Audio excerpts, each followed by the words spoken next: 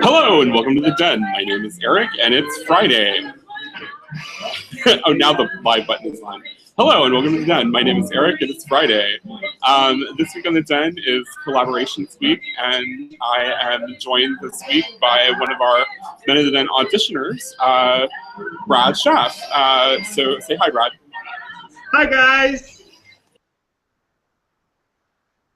Hi, guys. How are you guys doing?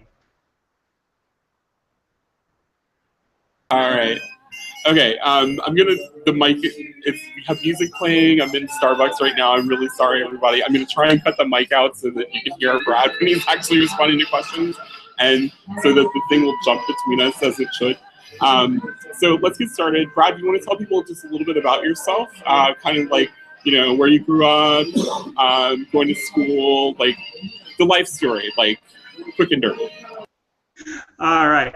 Well, I started off as a little child in Rockford, Illinois, before moving to Orlando, Florida at 3 months. After about 10 years, I moved back to Illinois to finish off the rest of high school before going back to Florida, Florida State University, go Noles, for a university in meteorology. After I graduated from school, I went to grad school for a couple of years, and then I ended up earning a job with the Florida Division of Emergency Management in meteorology. And then after 2 more years of doing that, I accepted a position with the National Weather Service and moved out west to Oregon. So I've been all over the United States for most of my life. That's super cool. So you work for the National Weather Service. What exactly do you do in meteorology? Well, that's a great question.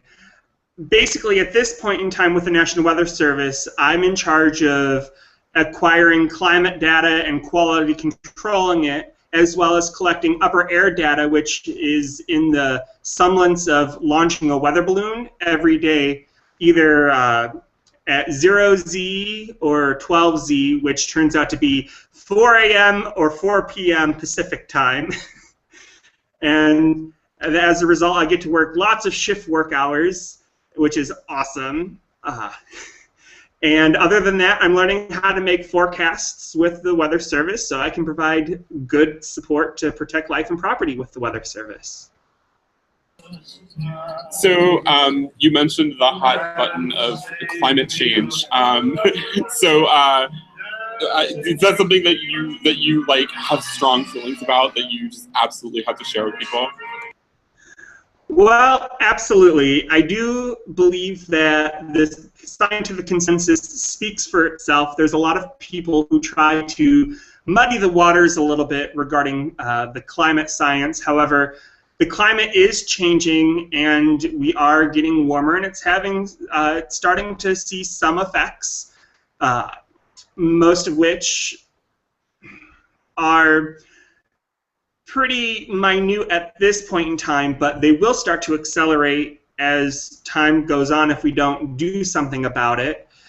Unfortunately, that's a little bit out of my hands as a meteorologist, and that's actually honestly a really good question for a climatologist. Most meteorologists aren't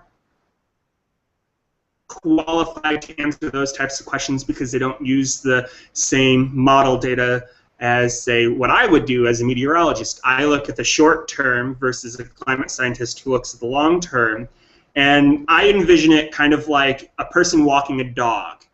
The person walking in its path, in his or her path, is the climate, and then the weather is the dog on the leash. It goes all around sniffing bushes, having fun with fire hydrants, all of the other stuff, but it's always tethered to that climate. So that's one of those interesting conundrums. So I deal with the dog and the variations of what the dog's going to do while trying to figure out where the person's walking for the climate. That's a really cool analogy. So you also mentioned that you work with weather balloons. So do weather balloons look like UFOs, or do they just look like regular balloons? They look like giant balloons, basically. The best part about the weather balloons is that it's kind of expensive to launch them with helium, so we use hydrogen. So if you have a smoking habit, it's probably good to quit. That's super cool. So what got you interested in doing meteorology as a profession? That's not something that you think a lot of people go into. Were you drawn into it by watching like your local weatherman on TV, or was it something else? Like, what got you there? Honestly, that's also a very good question. A lot of people have different sources for how they get into meteorology. Many people say, oh, it's a storm that produced a tornado, or it was such and such hurricane that got them interested. For me, it was really none of that. I always just had this passion for the weather. I would watch the Weather Channel when I was 4 or 5 years old. When I was 6 or 7, my mom, I would call my mother at her work at the hospital and tell her the daily updates of the hurricane latitude and longitudes. And it's a funny story that my mom passed to me, and it really captures why I love the weather so much, is that there's just so many different things out there. And even though my tasks might be the same day to day, the weather is always changing, and that's something that keeps it thrilling and exciting for me.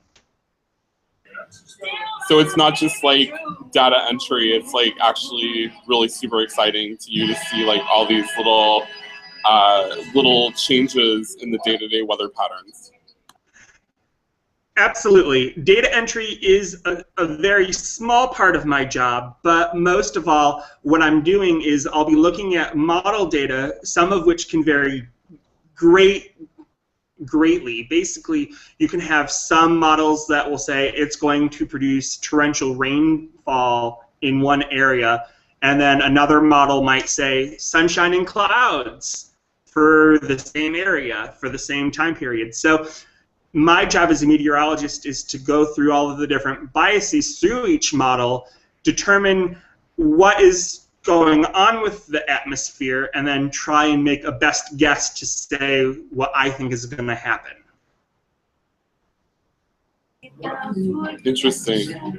So let's get a little personal, if that's okay. So I got to know you a little bit this week. I stalked you on Facebook, and you talk a lot about your personal life on there. And one of the big things that's been happening in your life is you've been shedding tons of weight, actually. Since you moved to Oregon last year, like you've lost like 75 pounds. Like, how did that happen? And what are you doing? Well, I'm just trying to do better with myself. I've stopped going out to eat so much. I do a lot more cooking for myself. I've joined a gym, and I'm learning how to work out with a personal trainer. I talked to my doctor about that because that was something important. Diabetes runs kind of in my family. So when I started my journey in Oregon last August, actually, I was about 380 pounds, and I have to say, as of today, I am 297, so I have lost over 80 pounds. That's absolutely fantastic. Is there like a personal goal that you're trying to reach, like anything in particular? Well, my short-term goal was to reach under 300 pounds by June 1st, which it looks like I've made that, so I have to go back and talk to my doctor to see what my next goal will be. My overall ideal, like, first guess by the end of by August again, would be to hit 280, which would be the 100 mark. So I've got some time to do that. Obviously, I'm not going to push myself beyond 1 to 2 pounds a week because I want this to be super sustainable while, being positive about myself. And the thing to remember that I think a lot of people forget when it comes to weight loss is that it starts up here. I can work out all day, every day, eat, the healthiest foods, but if I don't take care of myself and learn to love myself right now as I am, and even before when I was 380 pounds, then it's all for nothing and it's not going to stick. So that's been my overall goal, is to start learning to love myself a lot more. Awesome. That's really great. Before we go anywhere else, I wanted to jump backwards. I'm sorry, I'm kind of getting a little all over the place. But as a meteorologist, you've actually been on television to actually talk about things. And one of the things you talked about was something that happened in DC. Is that right? Did I imagine that? Am I not imagining that? Well, you are kind of imagining that. I had a radio interview with a station based in DC about the rainfall. So it was, you're on the right track with that. Basically, with the Weather Service, I do TV interviews, media interviews, or radio interviews sometimes. Sometimes it'll be local papers that'll call and ask silly questions, you know, why do we take our readings at the airport? Why not somewhere else? You know, why is this flooding all of a sudden, or why are we getting all this rainfall and flooding all of a sudden? Are we still in drought conditions even with all this rain? All of that fun stuff. I've gotten a little bit of experience back in college when I actually did a little bit of broadcast meteorology as a hobby. I wasn't extremely good at it, but it was always fun, and you know what? I actually gained a couple of fans. One of my favorite things was when I was working this outreach event with the Weather Service and Emergency Management. I was in the weather studio giving tours of it, and all of a sudden this awesome woman comes up and she's like, "Oh my God, Brad, I watch you every day. You are awesome," and gave me the biggest hug. And that was actually really surreal for me, as I didn't know what to do at that time. It was my first fan, and I felt awesome about it. That's a sweet story. You also auditioned to be one of the Men of the Den on the channel, and unfortunately that didn't happen. But what got you to that point where you wanted to try to be on YouTube? Have you done YouTube before, or is this something that was like a whole new experience for you? Honestly, it was a new experience for me. My friend Derek and Greg, they talked to me about it, and they suggested that I should give it a try. And as part of the whole love myself thing, that was a new experience that I wanted to give a shot. And so it didn't work out, and you know, in the show business, there's a lot of rejection, so it happens. You got to grow a thick skin. Same thing with meteorology and all professions, so it's all good. Good, good. No hard feelings. You're on this channel today. And hopefully we'll have you back again for other things as well. So as we round out our little interview today, I have some questions from pop songs that I would like you, as a meteorologist, to give your professional opinion. Has it ever, or will it ever, rain men? If it did, I'd be screaming hallelujah. We all would. We all would. This is more of a disco question. Is the way you love me as frightening as thunder and lightning? Or can love be as frightening as thunder and lightning?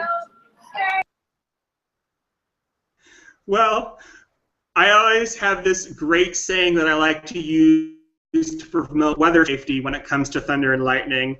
And I think it would apply here too. When thunder roars, go indoors.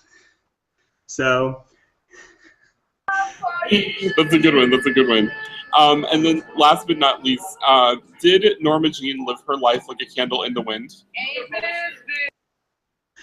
Honestly, she may have. That's a little bit out of my realm of specialty. All right. Well, thank you so much for indulging my silliness there. And thank you very much for being on the channel today. I appreciate having you on. Thank you so much. I loved being on the channel, and I hope to be able to collaborate with you again. I hope we get a chance to do that too, Brad. Thank you so much for being here. And thank you all for watching. This has been an interview with meteorologist Brad Schaaf from Medford, Oregon. If you want to see more videos like this, please subscribe to our channel. You can find us on YouTube, Facebook, Twitter, Tumblr, and Instagram. And my name's Eric, and I'll see you all next week. Cheers.